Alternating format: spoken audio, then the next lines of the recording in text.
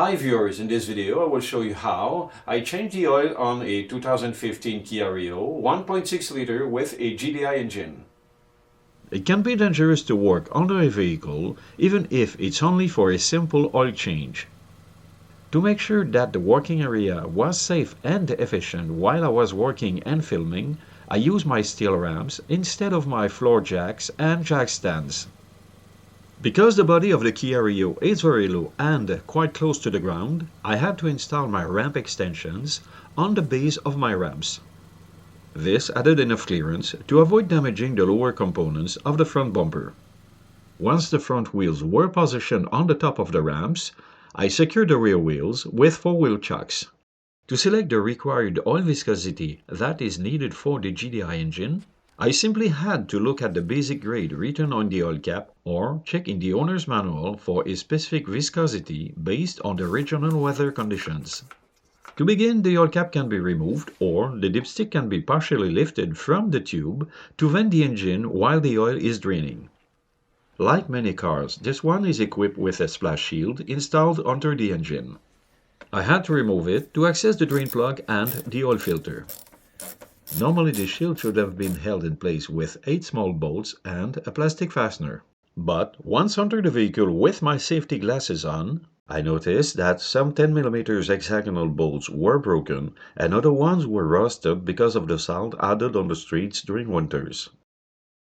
While the car was lifted on ramps, I replaced 2 inserts to improve the fastening. Later, when the engine was warm, I was ready to undo the drain plug and drain the oil from the oil pan. I used a ratchet with a 17mm socket, an oil drain pan, a pair of nitrile gloves, and rags. First, the oil drain pan had to be positioned underneath the oil drain and off-centered.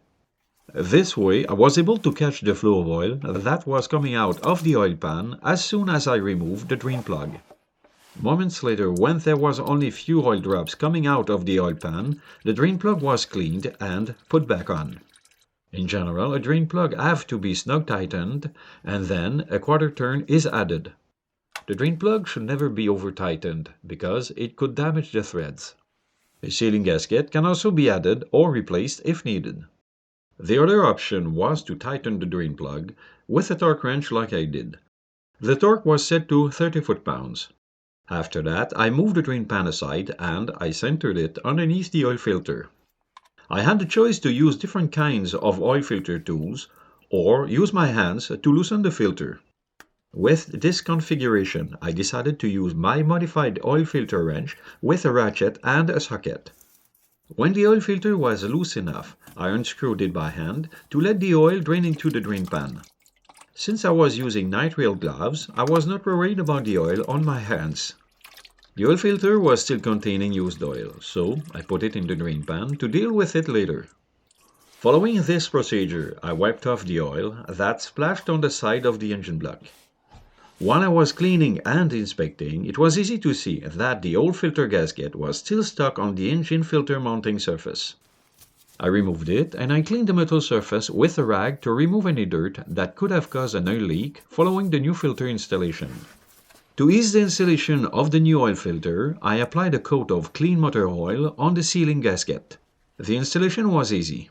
I installed the filter by hand, then I turned it clockwise until the gasket was well seated on the filter mounting surface.